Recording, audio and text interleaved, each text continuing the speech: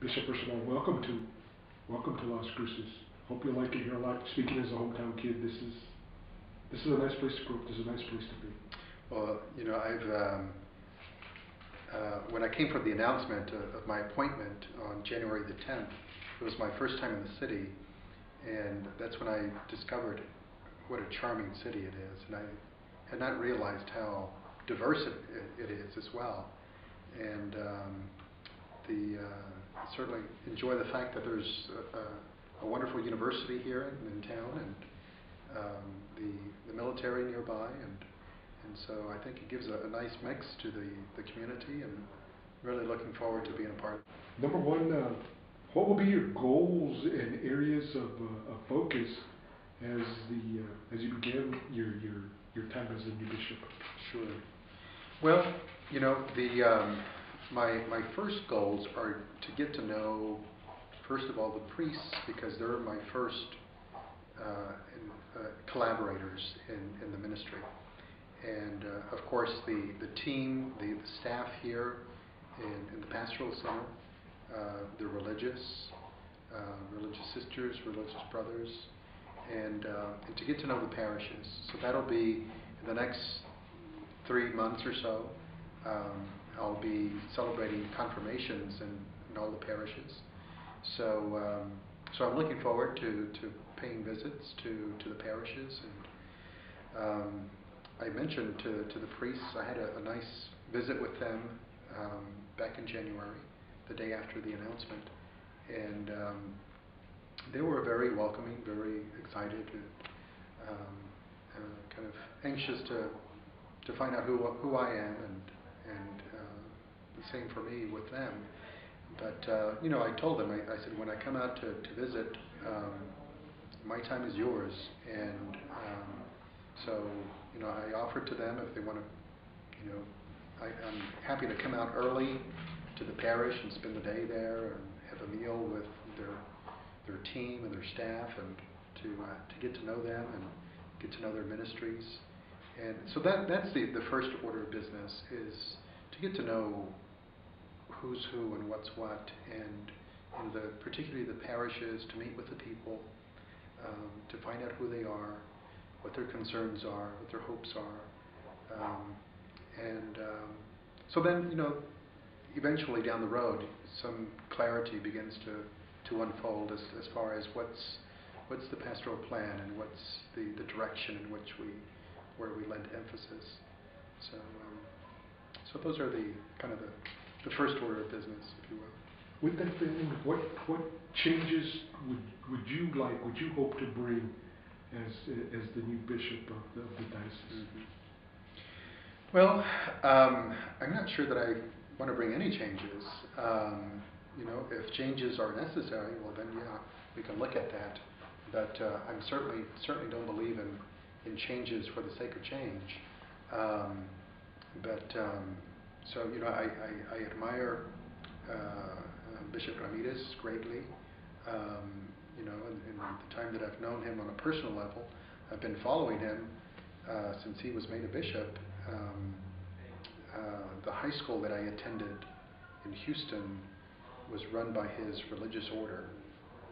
So I hate to say this, but I was in high school when he was named to Las Cruces, and so since then his name was sort of on my radar, and the fact that he was one of the first and few Hispanic bishops in the U.S.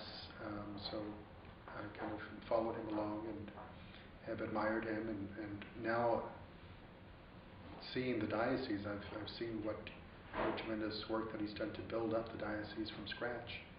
And so I think there's a lot to appreciate here. There's a lot of history that I need to learn about New Mexico, about the diocese, and so everything in due time. You hadn't seen too much in New Mexico until now. That's true. That's true. And there's between East Texas and New Mexico, there's a very vast desert, and I've driven across a couple of times, and boy, that was a long drive. But No, I've been here. I came when I was in college a couple of times to ski. Had some family who lived in El Paso, and they used to vacation in New Mexico, and so I came with them once or twice. So so that on that level of as a tourist, and I've seen some of the natural beauty of the state. But I know that it is that it's not Texas, and I know that there is a slightly different culture. There's different food, and so I'm open to that. I'm open to discovering and appreciating the beauty and the culture of New Mexico. So I just come open to it. Tell us a little bit about yourself. I understand. I've heard you're a jogger. Yeah, I try to be. As an adult, I really haven't enjoyed it, but I do it because you have to if you're going to enjoy Mexican food. But anyway, in the past few months, I've kind of picked it up a step and have kind of rediscovered jogging again, and so I've been doing that and exercising, trying to be responsible with my health and so on. But I'm a huge basketball fan. Really? And so I met the president of the university, and he's invited me to their games. So I'm anxious to visit their games, and so those are some of my hobbies. I enjoy reading. I like the arts, and I've heard a little bit about the arts here locally. So I'm anxious to see what's available and what I can visit and be a part of. I enjoy the performing arts as well, music and theater. And I come from a large family, 8 children. So I'm used to being around a family environment, lots of nephews and nieces, and most of my aunts and uncles and cousins are in Mexico, in Monterrey. So before the onset of the increased violence a few years ago, I would visit at least once a year, but I haven't visited so often lately. But in any case, I do try to keep in touch with them, if through the internet, and some of them might be able to come to the installation on Thursday. What do you see as some of the challenges in growing, expanding the diocese, whether that be through religion or through infrastructure needs or whatever, just Sure. Yeah, I mean, I think there's some immediate challenges, and I expressed this to the priests when I met with them back in January. Just the fact, it concerns me that we're also spread out, parishes and priests, and so my question to them was, how do you live priestly fraternity when you may be an hour away or an hour and a half away from the next parish or the next priest? And so that's a real challenge. And so there's not an easy answer to that, but I really want to explore that with the priests. How do we live? How do we support each other? As brother priests, and be present to each other. For spiritual needs, for social needs, for fraternal needs. And that sort of, in the bigger context, the church has been talking about the new evangelization.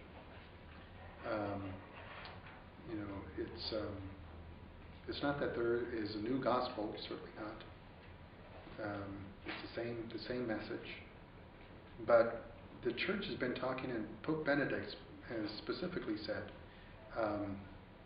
he says we need to find new expressions, new energies, and new methods for teaching and explaining the gospel, because the world has changed tremendously, and we can't assume that people know what we're talking about when we talk about salvation through Jesus Christ. And so how we package our message and how we present it to people and to the modern world is a real challenge for us. And I think we need to be open, and we need to have our ear to the ground, be attuned to the culture. And yet, in the midst of all of those changes, what hasn't changed is the human heart. That the human heart still basically yearns for truth, yearns for love, desires, community, and so those are essential elements of the gospel message. So I think we can still speak to the human heart, and I think we have to be confident about that. Will you be working with advisors as you go through the learning process, the indoctrination process? Have you started that? Yes, I've already had several meetings with the staff here in the pastoral center. I've had several meetings and conversations with Bishop Ramirez. So he's given me lots of information, more than can sink into my hard head right away. But I'll continue to work with those who know what the issues are in the diocese, those who know the history, and to listen to them, and to explore what are the best avenues of doing our ministry.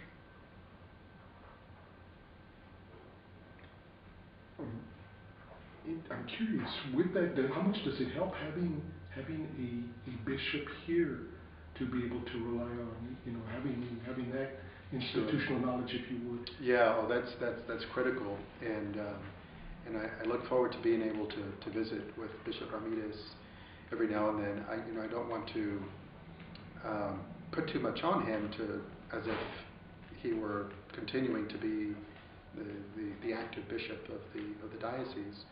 But he's offered to help in whatever way that he can, and but also the team that he's assembled here in the pastoral center are very capable professionals, and they have assembled the institutional memory. So I think I will have lots of good advice from them, from that team, and as well as the priests. I intend to give them my cell number and offer myself to be available to them in any way that I can. If you would, a little bit about your stance on education and vocation. I had a chance briefly to visit with Bishop Ramirez, and he said that you were very, very, very interested in promoting education as well as the vocations. Exactly. Yeah. Well, I mean, one of my concerns is the number of priests, and we are a sacramental church, and part of our lifeblood of activity are the sacraments, celebrating Mass, hearing confessions, baptizing, celebrating weddings, etc. And that requires priests and deacons, and for most of those it requires priests. And so I've been to Walmart and to Sam's and to Albertsons several times, but I've never found an aisle that says priests.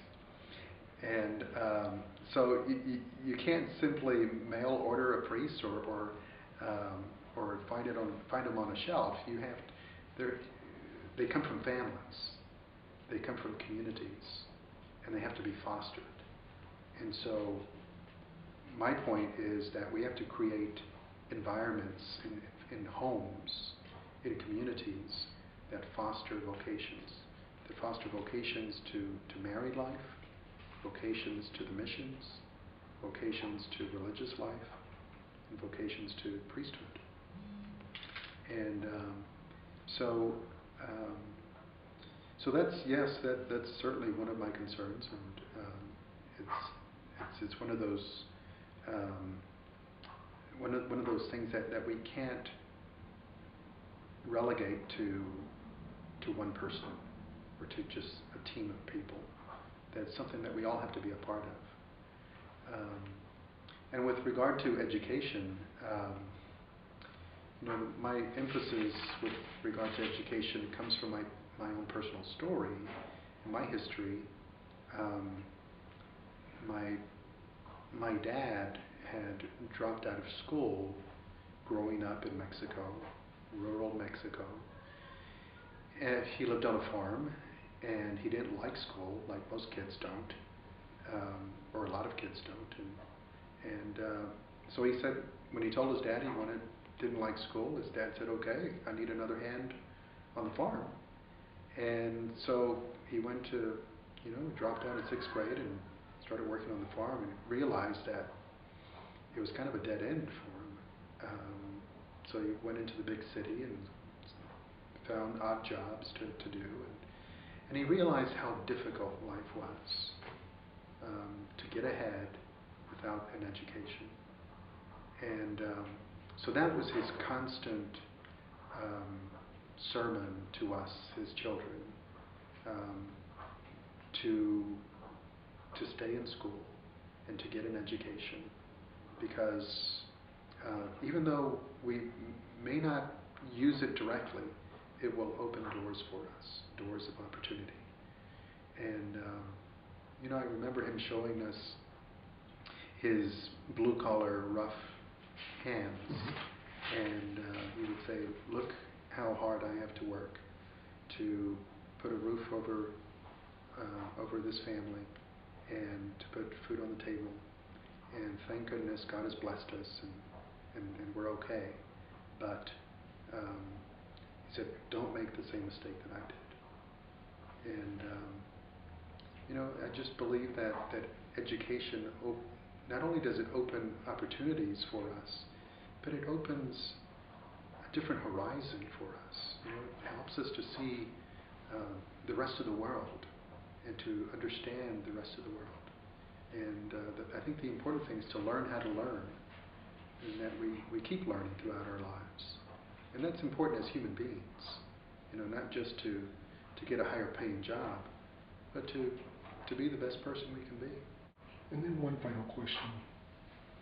With the changes going through the church, obviously, it seems to me personally just a bit ironic that on the day that you come in as bishop, we have a pope that's leaving. Yeah. So obviously, a lot of change, right. Even in our little corner of the world here.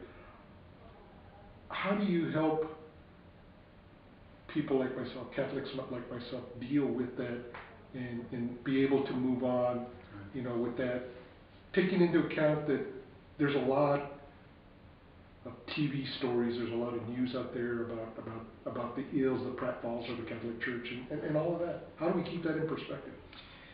Yeah, it's it is a challenge, but in all of this, the fact that there will always be challenges in the world. There were challenges of evil in society, of evil and corruption in where you wouldn't think it existed, and that will always be with us. Where human activity is present, there will always be an element of darkness, an element of faults, of human faults. because we're not perfect, because we sin, um, um, and and even those striving to do good, as in the church, that it's not a perfect institution. Where I don't need to tell anybody that. We've seen that through history, and we've seen it recently. But that doesn't mean that we throw in the towel and throw out the baby with the bathwater. The baby is still alive, and the baby is still extremely valuable. The baby meaning the faith and the church. That it's still an instrument of salvation. It's still an instrument of truth and of compassion, of love, where people find solace. And yes, there will be bad behavior, there will be bad apples, but and it will always be a temptation to lose faith. But the challenge is not to, because we abandon our faith, and we kind of are led into despair, led into simply a worldly dead end, if you will. Our faith opens up for us a kingdom that is beyond this world. That's what Jesus came to preach and to inaugurate.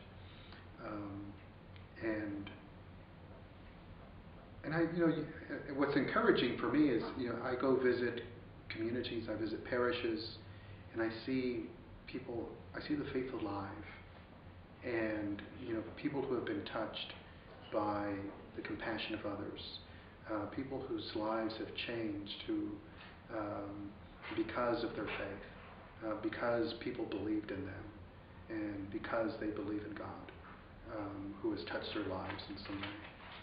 And so for every one of those bad apples or those bad stories, there are hundreds and thousands of tremendously heartwarming and moving stories. And of course, that doesn't always make the headlines, but that's where we as pastors are. We can't abandon the sheepfold for one bad sheep.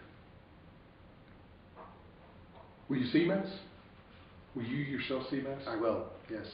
Yes. I'll be the Mass will Archbishop Sheehan will begin the Mass, mm-hmm. and then once I'm officially installed at the beginning of Mass, I will be the main celebrant. Now, will you celebrate Mass at the various churches, the various parishes? Absolutely. I will be celebrating Mass every Sunday at different parishes. And in fact, this coming Sunday, I'll celebrate the 11 o'clock Mass at the cathedral. Yeah. So I'm really looking forward to that, and getting to know the communities and the people and visiting with them. Because I've just come to understand that people, they like that. There's a great sense of comfort, great sense of unity in knowing that the bishop is willing to come out like that and meet with the people and be a part of the community in that regard, and it really helps. Well, sure, yeah. My job is to love the people. That's what a shepherd does. He loves his sheep, and you can't love someone you don't know, so you have to get to know them. And so that involves listening to them, and sometimes, obviously, I can't get to know everyone's story, but generally as communities, and to be present to them, and to express my prayers and concern for them. I think that's necessary, and that's my job, and that's what I'll do. Visit the communities, and I'm anxious to get to work.